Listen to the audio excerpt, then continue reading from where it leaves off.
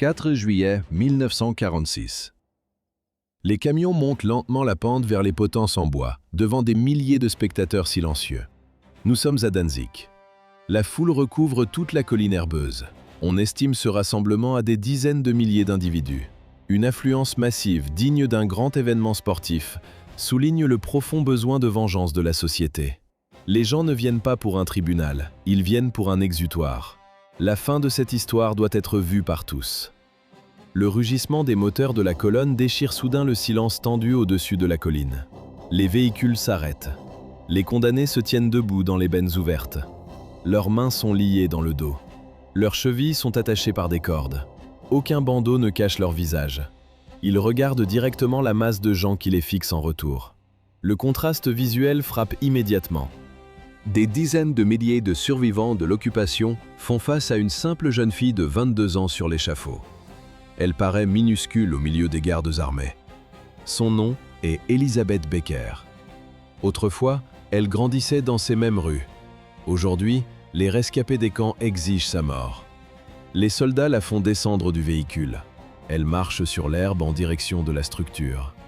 Il lui reste quelques minutes avant la corde. Juillet 1923. Le chemin vers cette colline commence 23 ans plus tôt dans les quartiers ouvriers de la même ville. Elisabeth Becker naît dans la ville libre de Danzig. Aujourd'hui, on l'appelle Gdansk. À l'époque, ce territoire germanophone sous mandat international compte 350 000 habitants. La misère dicte ses règles. Le chômage frappe partout. La crise inflationniste des années 20 anéantit les économies familiales en quelques semaines. Dehors, les factions politiques se battent dans les rues. À l'intérieur, les parents affrontent une toute autre angoisse. Trouver du pain pour le lendemain. La survie quotidienne efface le reste. La jeune fille grandit au milieu de ce dénuement banal. Les gens cherchaient seulement la stabilité. Cette quête de repères a trouvé sa réponse en 1933. Comment soumettre une génération entière ? La nouvelle autorité a choisi les bancs d'école, les chœurs et les cercles obligatoires. Adolf Hitler s'empare de l'État et cible immédiatement les foyers. L'administration restructure chaque aspect du temps libre. Les voix criardes des postes de radio résonnent dans les cuisines familiales entre les repas. Des affiches de propagande s'imposent sur les murs de chaque rue marchande. L'endoctrinement tapisse le fond de la vie domestique quotidienne. Le Bund Deutscher Mädel, la Ligue des jeunes filles allemandes, encadre cette tranche d'âge. Les adolescentes assistent à des réunions idéologiques chaque semaine. Elles marchent en groupe au pas cadencé à travers les forêts de la région. Elles portent des uniformes parfaitement identiques.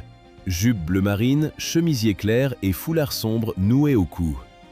En rang serré, ces jeunes filles entonnent des hymnes dictés par le gouvernement. À partir de 1936, un décret rend l'adhésion au mouvement de jeunesse obligatoire. Le régime transforme un programme de parti en une routine sociale inévitable.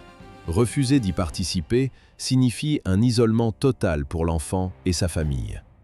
La pression s'exerce par le simple regard des voisins. Le conditionnement avance sous le masque de la camaraderie. Les filles partagent des rires innocents et des soirées d'été autour des feux de camp. En échange de ces moments d'évasion, les instructeurs exigent une obéissance aveugle.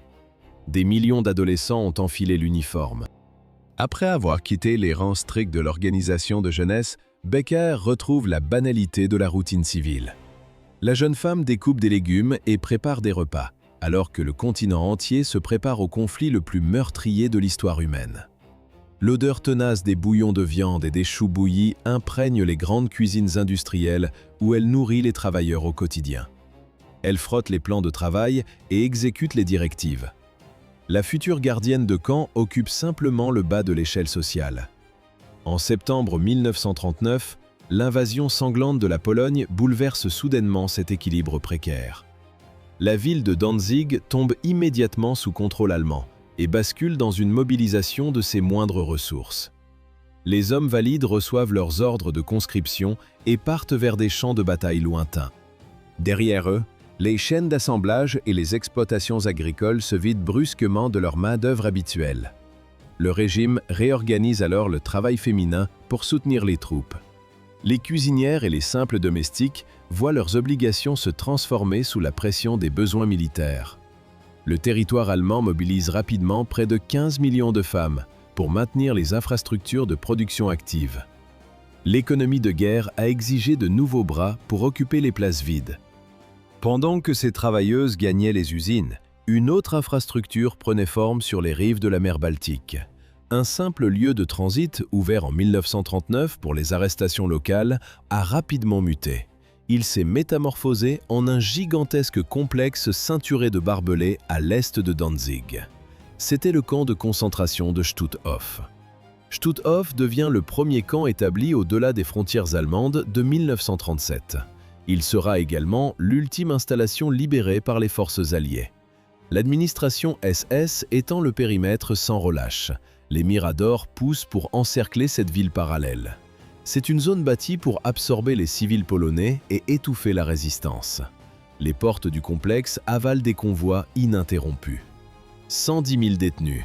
Cette foule s'entasse dans des baraquements en bois conçus pour un effectif minimal. L'espace vital n'existe plus. Le froid s'infiltre à travers les planches disjointes. La faim constante dicte le rythme quotidien.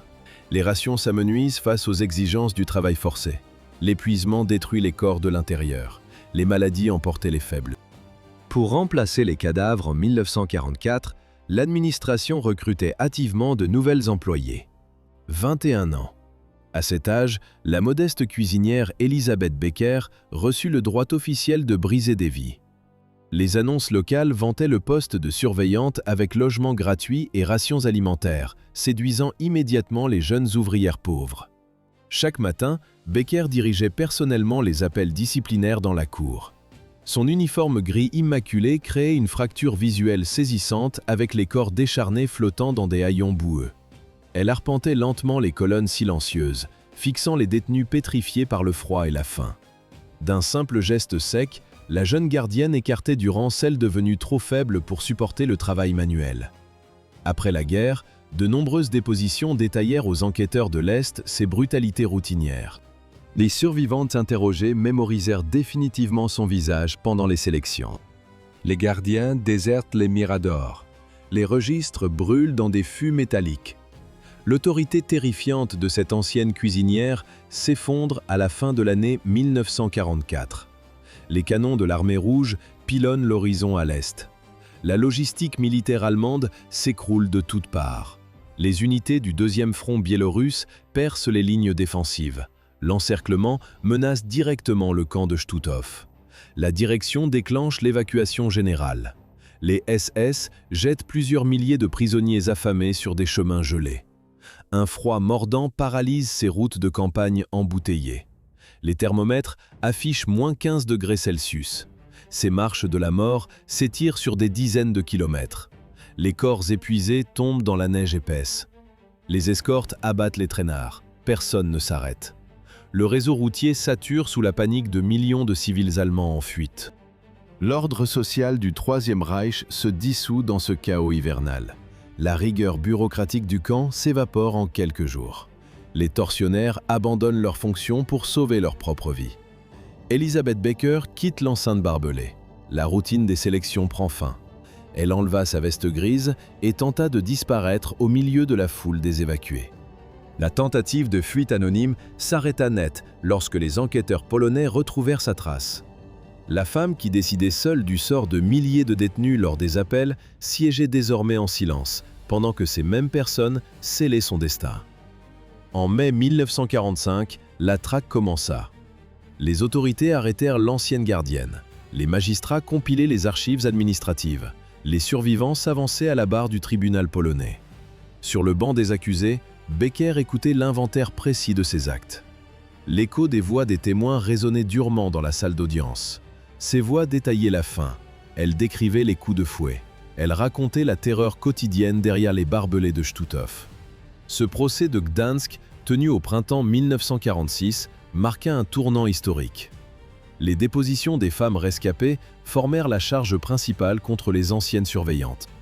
L'oubli désiré par la jeune civile se fracassa contre la mémoire factuelle des survivantes.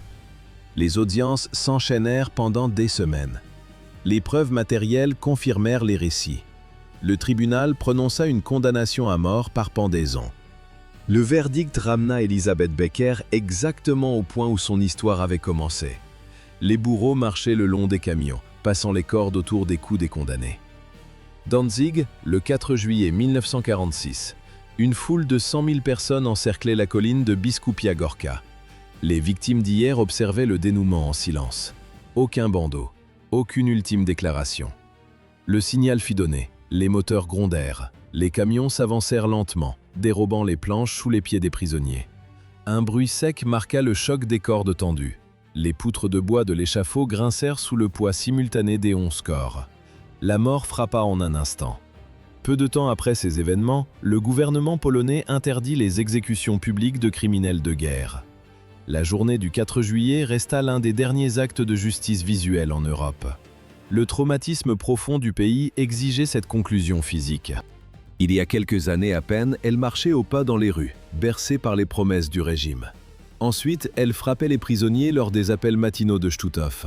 Maintenant, tout s'arrêtait.